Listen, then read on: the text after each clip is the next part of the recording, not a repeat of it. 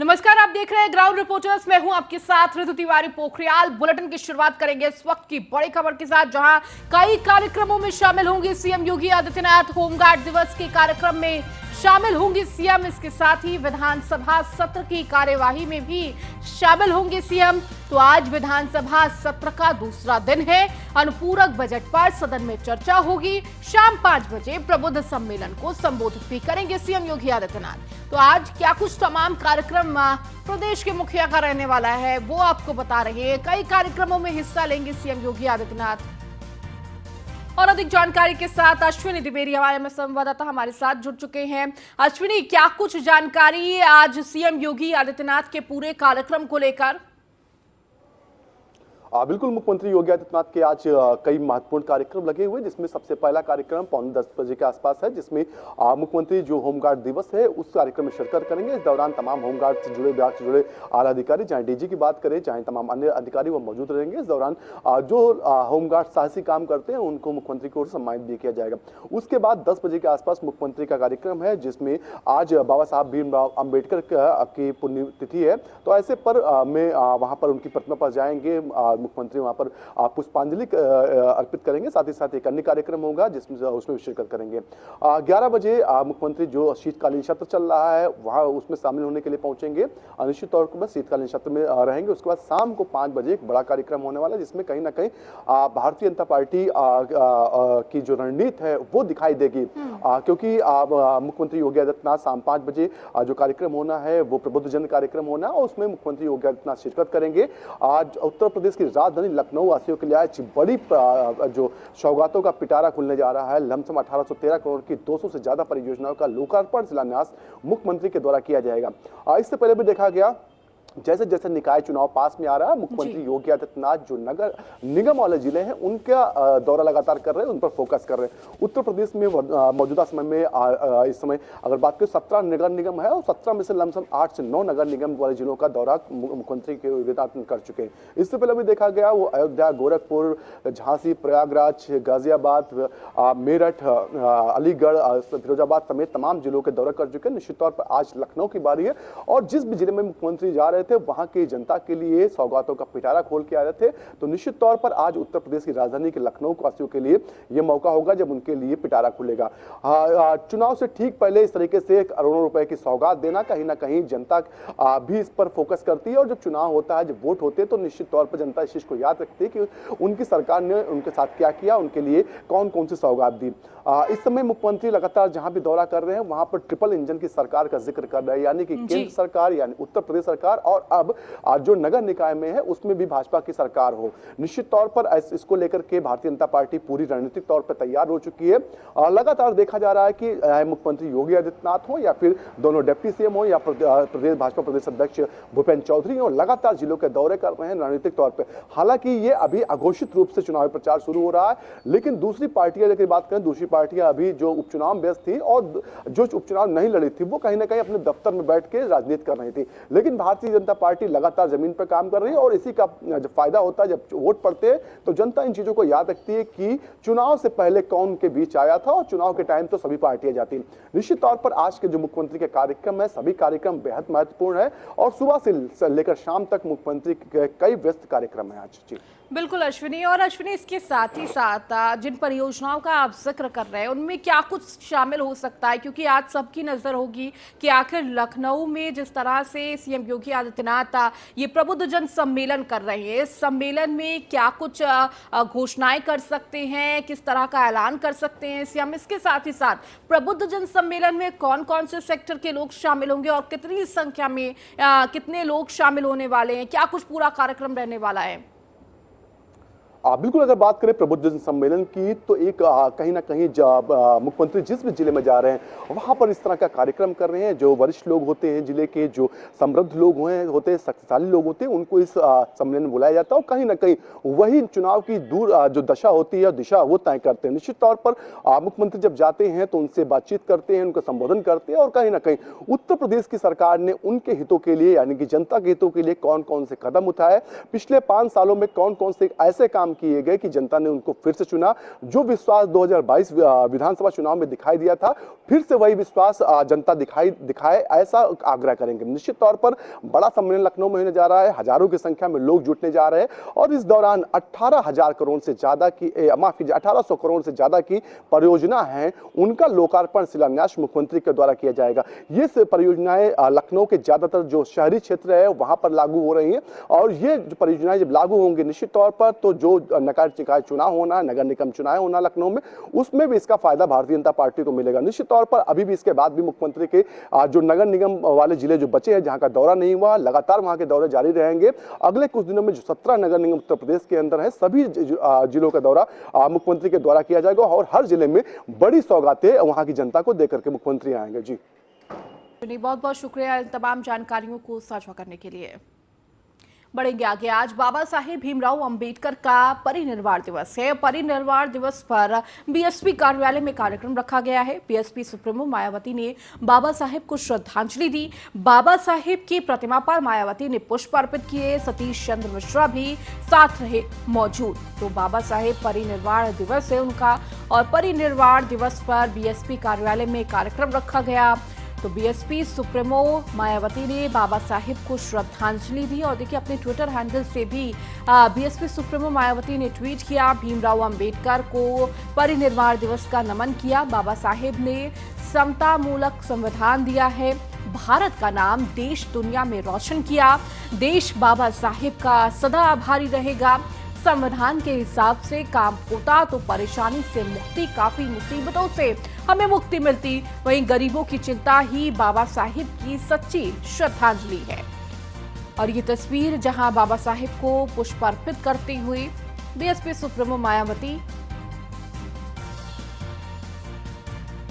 और अपने Twitter handle से ट्वीट भी किया। इसके साथ ही इस दौरान सतीश चंद्र मिश्रा भी उनके साथ मौजूद रहे। तो देखिए आज बाबा साहेब भीमराव अंबेडकर का परिनिर्वाण दिवस है और इसे लेकर बाबा साहेब को याद करते हुए बीएसपी सुप्रीमो मायावती ने अपने ट्विटर हैंडल से ट्वीट कर उन्हें श्रद्धांजलि दी। उन्होंने बताया कि किस तरह से बाबा साहेब की वजह से आज उन्हें लोग याद कर रहे हैं, दुनिया उन्हें याद कर रही है।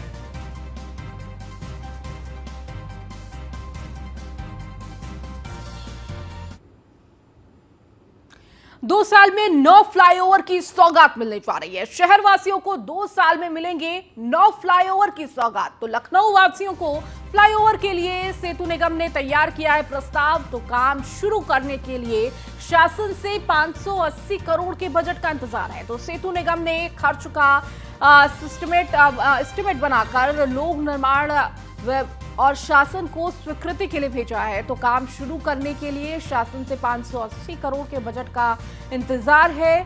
तो खर्च का एस्टिमेट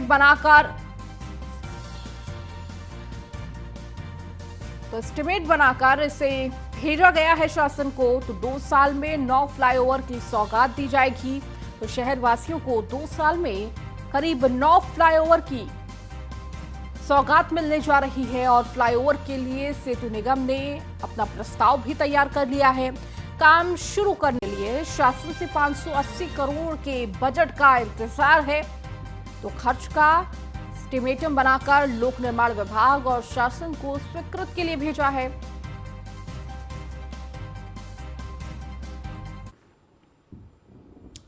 वहीं मथुरा में आज हाई अलर्ट मोड पर पुलिस प्रशासन है। हिंदू संगठनों के ऐलान के बाद मथुरा में हाई अलर्ट है। आखिर भारतीय हिंदू महासभा ने इसका ऐलान किया तो शाही ईदगाह में हनुमान चालीसा पढ़ने का यह ऐलान हुआ है।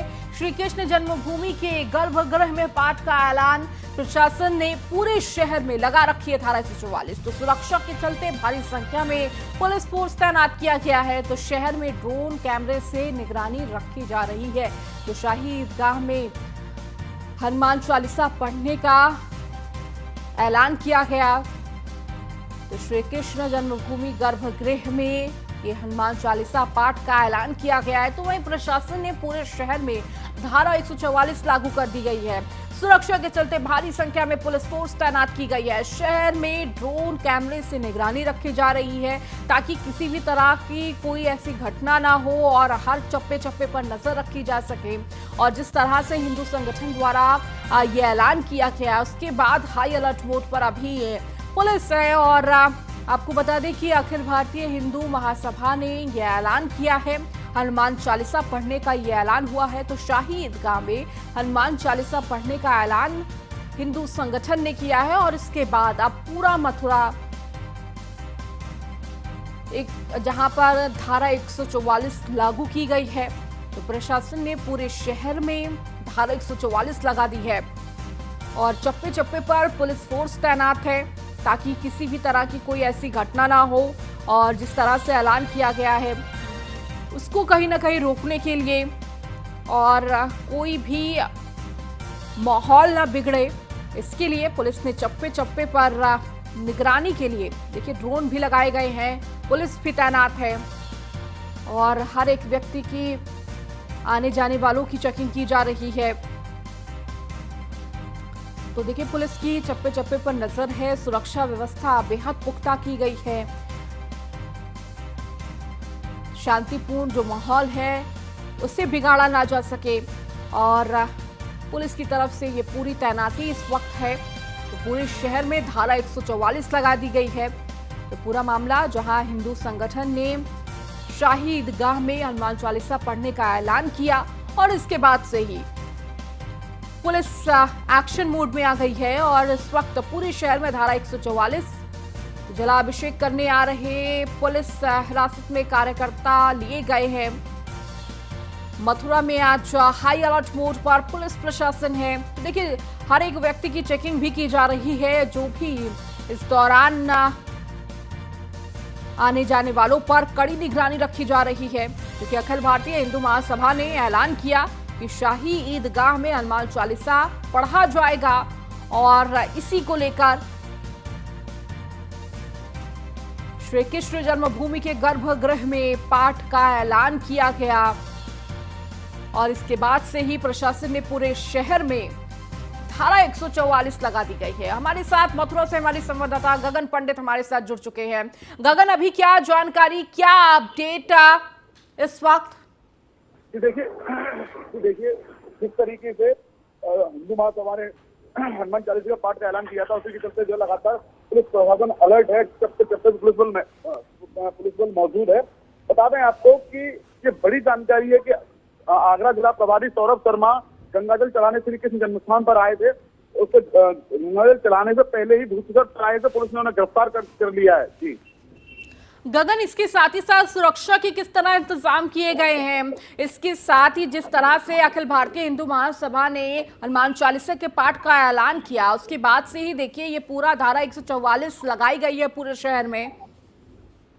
देखिए श्री कृष्ण जन्मस्थान और ईदगाह परिसर को 2 सुपर जोन और 4 जोन और 8 सेक्टरों में सुरक्षा व्यवस्था के मद्देनजर डिवाइड किया गया है। तकरीबन 1260 पुलिसकर्मी जो है वहाँ तैनात किए गए हैं और 1260 पुलिसकर्मियों के साथ 2 कंपनी पीएससी और 4 एएसपी, 145 एएसआई और लगभग 450 कांस्टेबल्स वहाँ तैनात किए गए।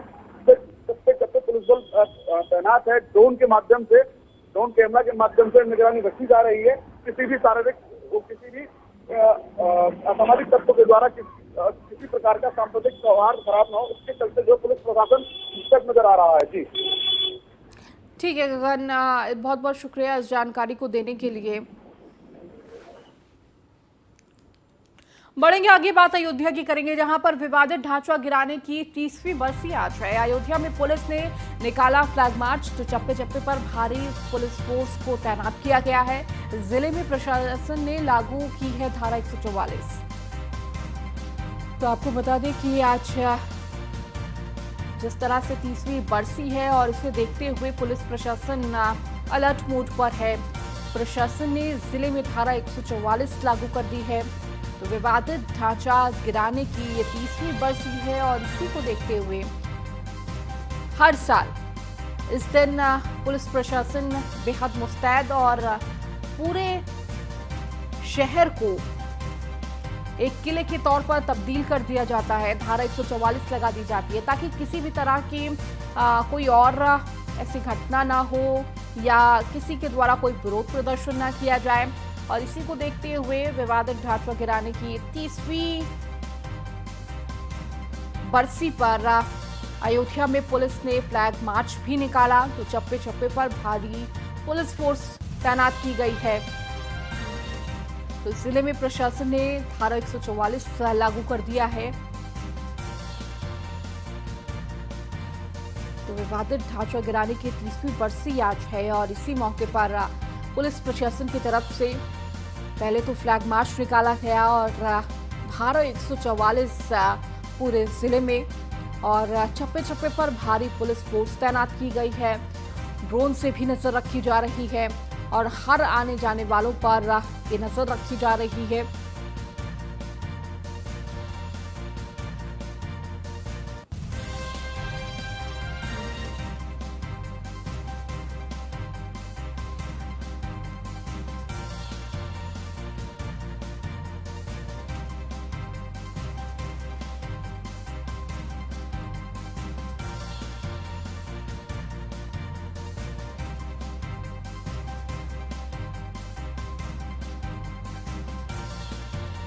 और अधिक जानकारी के साथ हमारी संवाददाता ज्योति जायसवाल हमारे साथ जुड़ चुके हैं। ज्योति, अभी क्या तस्वीर अयोध्या की? देखिए 30वीं बरसी है विवादित ढांचा गिराने की और इसी को लेकर हर साल ऐसी व्यवस्थाएं देखी जाती है कि पुलिस के द्वारा पहले तो फ्लैग मार्च निकाला जाता है और उसके बाद पूरे शहर में धारा 144 लागू कर दी गई है।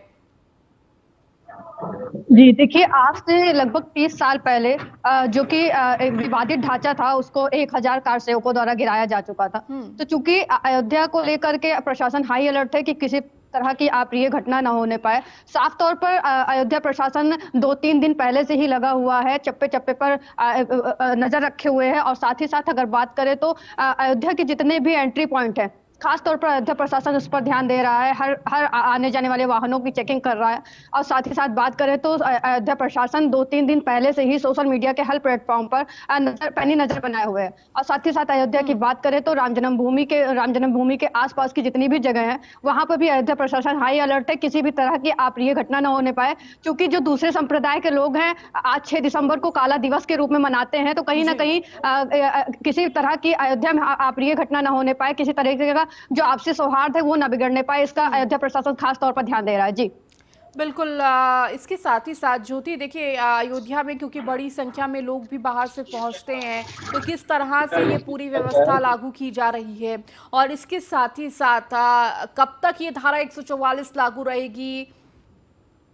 जी देखिए, पहली बात तो यहाँ पे नगर निगम का चुनाव भी है, उसको लेकर के भी कुछ तैयारियां की जा रही हैं। धारा 144 कहा जा रहा है कि नगर निगम का चुनाव है, तो कहीं ना कहीं आचार संहिता भी लगने के चांसेस हैं। तो कहीं ना कहीं जब तक नगर निगम का चुनाव नहीं हो जाता धारा 144 नहीं हटेगा। और साथ ही साथ अगर बात करें तो जो अयोध्या में श्रद्धालुओं की संख्या प्रतिदिन बढ़ती रहती है, हजारों की तादाद में श्रद्धालु आते हैं। कहीं ना कहीं किसी होटल में कहीं ना कहीं श्रद्धालु रुके हुए हैं। तमाम धर्मशालाएं तमाम ऐसे होटल हैं जहां पर श्रद्धालु रुकते हैं और सुबह भगवान राम का दर्शन करते हैं और सरयू में स्नान करते हैं। तो कहीं ना कहीं अयोध्या प्रशासन के लिए एक बड़ी चुनौती ये भी है कि किसी भी प्रकार से जो बाहर से श्रद्धालु आए हैं, जो अयोध्या में लाखों की संख्या में श्रद्धालु प्रतिदिन आते हैं, कहीं ना कहीं अयोध्या प्रशासन के लिए एक चुनौती ये भी है कि उन श्रद्धालुओं को किसी भी प्रकार की असुविधा न होने पाए और वो समान तौर पर दर्शन भी कर सके। साथ ही साथ जो सुरक्षा के पुख्ता इंतजाम है उस पर भी नजर रखी जा सके। जी ठीक है ज्योति, बहुत बहुत शुक्रिया इस जानकारी को देने के लिए। बढ़ेंगे आगे, अब बात करेंगे मैनपुरी की, जहां पर ईवीएम मशीन को सपा के कार्यकर्ताओं ने पकड़ा। तो गाड़ी में ले जाया जा रही ईवीएम मशीन को पकड़ा गया है। अवैध रूप से ईवीएम ले जाने का सपा कार्यकर्ताओं ने आरोप लगाया है। बिना पुलिस फोर्स के ले जाई जा रही थी ईवीएम मशीन का लगाया आरोप। कार्यकर्ताओं ने रोड पर ही नारेबाजी की है। तो गाड़ी में ये ईवीएम मशीन ले जाई जा रही थी, तो अवैध रूप से ईवीएम ले जाने पर सपा कार्यकर्ताओं ने आरोप लगाया है। बिना पुलिस फोर्स के ईवीएम मशीन को ले जाने का ये आरोप सपा कार्यकर्ताओं द्वारा लगाया जा रहा है। तो कार्यकर्ताओं ने रोड पर ही नारेबाजी की और देखिए किस तरह से इस गाड़ी को, जिस गाड़ी में ईवीएम मशीन को ले जाया जा रहा था, उसे रोका और उसके बाद सपा कार्यकर्ताओं द्वारा ये पूरा नारेबाजी और एक तरह से विरोध प्रदर्शन सड़कों पर किया गया और इसका विरोध जताया गया कि बिना किसी पुलिस फोर्स के ये ईवीएम मशीन क्यों ले जाई जा रही है। उन्होंने साफ तौर पर यह आरोप लगाया है कि अवैध रूप से ये ईवीएम मशीन ले जाई जा रही है और इस गाड़ी के साथ कोई भी पुलिस फोर्स मौजूद नहीं था कि आखिर इस तरह से ईवीएम मशीन को क्यों ले जाया जा रहा है। मैनपुरी से हमारे संवाददाता अभिषेक जैन भी हमारे साथ जुड़ चुके हैं। अभिषेक, मैनपुरी से ये मामला सामने आया जहां ईवीएम मशीन को ले जाया जा रहा था और आरोप लगाया जा रहा सपा कार्यकर्ताओं द्वारा कि अवैध रूप से ये ईवीएम मशीन ले जाई जा रही थी, कोई पुलिसकर्मी मौजूद नहीं था इस दौरान। बिल्कुल, कहीं ना कहीं जब ये मतदान पूर्ण हुआ उसके बाद ईवीएम मशीन या जितनी भी पोलिंग पार्टियां थी वो रवाना हो चुकी थी, जिसके बाद कार्यकर्ताओं को सूचना मिलती है कि एक इको कार जिसमें 2 ईवीएम मशीन जो कि सील थी वह कहीं ले जाई जा रही थी, जिसके बाद तत्काल बड़ी मात्रा में एक सपा कार्यकर्ता, पूर्व सांसद धर्मेंद्र यादव, पूर्व विधायक, सदर विधायक जो राजकुमार यादव हैं यहाँ से, तो वो भी मौके पर पहुंचते हैं और तत्काल घेराबंदी कर लेते हैं। काफी आक्रोश जताते हैं, भीड़ इकट्ठी हो जाती है, जिसके बाद सूचना पर पुलिस भी, आला अधिकारी भी मौके पर पहुंचते हैं और जांच करते हैं। हालांकि सपा कार्यकर्ताओं की अगर बात करें तो वो आरोप लगा रहे हैं कि अदला बदली करके बीजेपी की ये साजिश है, प्रशासन की साजिश है, जिसके चलते ये ईवीएम मशीनों को बदला जा रहा है।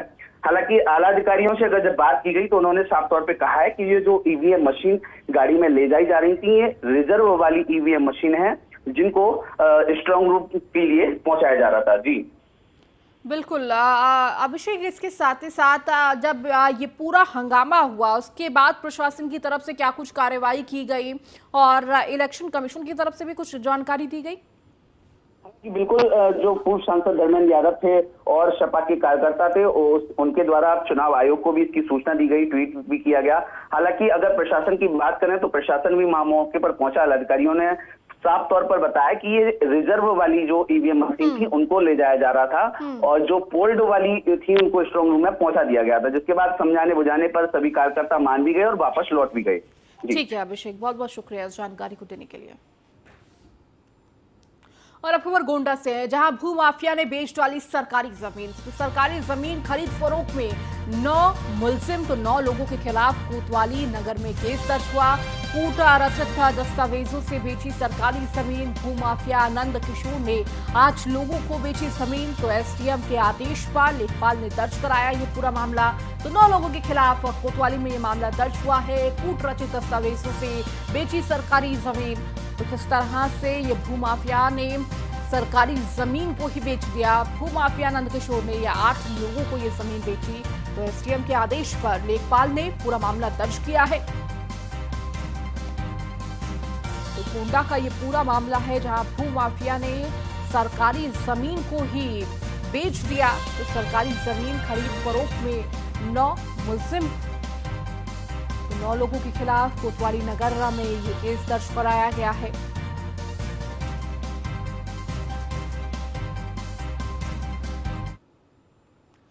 और अब खबर संभल से, जहां 2 बाइकों की आमने सामने टक्कर हो गई। इस सड़क हादसे में 2 लोगों की दर्दनाक मौत हो गई। हादसे में 4 लोग घायल हुए हैं, अस्पताल में कराया गया इन्हें भर्ती। तो बहजोई क्षेत्र के पवासा की घटना है।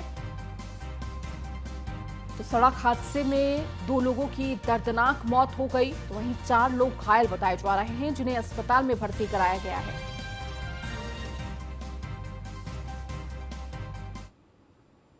चलिए, इस बुलेटिन में फिलहाल इतना ही। बने रहिए न्यूज़ 1 इंडिया के साथ।